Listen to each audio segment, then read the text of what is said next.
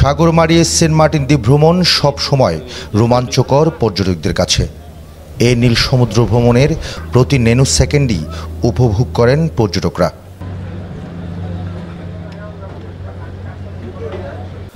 নভেম্বরের প্রথম দিন থেকে পর্যটকদের দীর্ঘ প্রতীক্ষার অবসান হচ্ছে। সেন্ট মার্টিন ভ্রমণ করার অনুমতি দিয়েছে সরকার,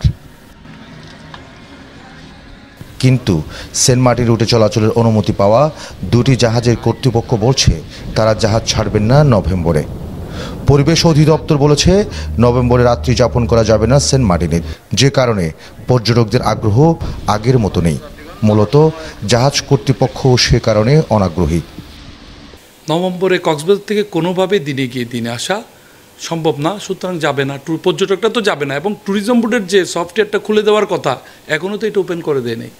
আমরা ঘোষণা পাওয়ার কথা ট্যুরিজম বোর্ড, পর্যটন মন্ত্রণালয় থেকে, কিন্তু পেয়েছি পরিবেশ অধিদপ্তর থেকে। এটা কিভাবে কি হলো আমি বুঝতেছি না। আর কক্সবাজার থেকে নভেম্বরে যে সেন্ট মার্টিন যাওয়ার যে ঘোষণাটা আসছে, এটা কতটুকু বাস্তবসম্মত আমরা যারা জাহাজ ব্যবসায়ী আমরাও জানি না কিভাবে এটা সম্ভব যে কক্সবাজার থেকে দিনে গিয়ে দিনে এসে সেন্ট মার্টিনে যাতায়াত করা কতটুকু সাধ্যকর আর কি, পর্যটকরা যাবে কি না। এটা বলতে গেলে ট্যুরিজম সেক্টরের সাথে ছিনিমিনি খেলা। পর্যটকরা বলছেন এত হিসেব নিকেশ করে সেন্ট মার্টিন ভ্রমণে যাওয়া সম্ভব নয়। দিনে এসে আবার দিনে রিটার্ন করে যাওয়াটা, এটা আসলে আমার দেশ, মাতৃভূমি বাংলাদেশ, যেটা স্বাধীন দেশ, এই দেশে এসে এরকম নিয়মকানুন একেবারে বাধ্যকরণ থাকবে, এটা আসলে উচিত না। কালোবাজারি থামানোর জন্য সরকার যদি পুরোটাই অনলাইন করে দেয়, সেখানেও তো একজন ব্যক্তি এক এনআইডি কার্ডের আন্ডারে 4টা করে টিকিট কাটতে পারতেছে।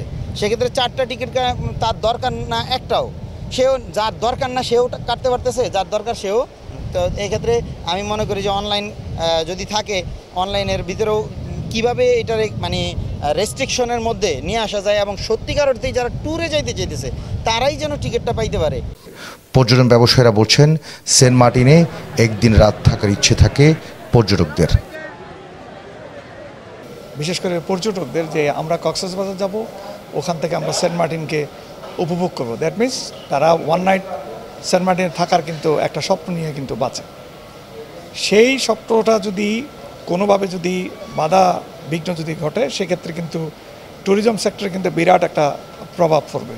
কারণটা কি, এটাকে উদ্দেশ্য করে কিন্তু পর্যটকরা কিন্তু কক্সবাজারকে টার্গেট করে তারা এক রাত এখানে থাকে, আরেক রাত সেন্ট মার্টিনে স্টে করতে পারে চাই তারা।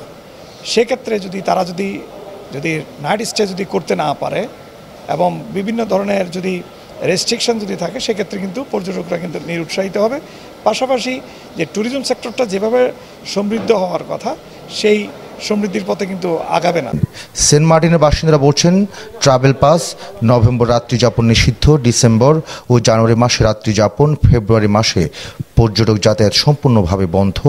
প্রতিদিন সর্বোচ্চ 2000 পর্যটক দ্বীপে প্রবেশ করতে পারার যে নিয়ম জারি করা হয়েছে, তাতে গোটা খাতটাই ধসে পড়ার শঙ্কা রয়েছে।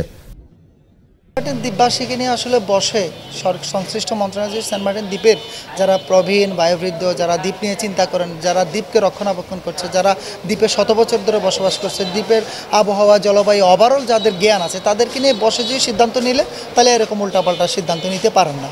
যে সিদ্ধান্তগুলো নিয়েছে যে এটা করা যাবে না, ওইটা করা যাবে না, এটা করা, এখন বর্তমানে টেকটাপ ঘাট থেকে আমার বাড়িটা মেরামত করার জন্য যে বাঁশ কাঠ টিন নিব, এটাও আমরা পারমিশন পাচ্ছি না, এমন বেকায়দায় পড়ে আছে সেন্ট মার্টিন দ্বীপের মানুষ।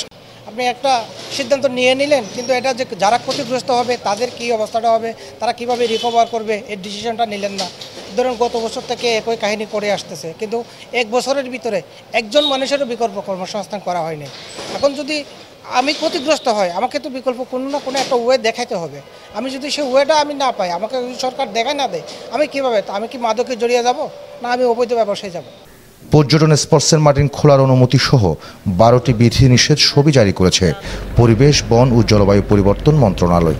পর্যটন মন্ত্রণালয় নয় কেন, এমনও প্রশ্ন তুলছেন পর্যটন দ্বীপের মানুষ।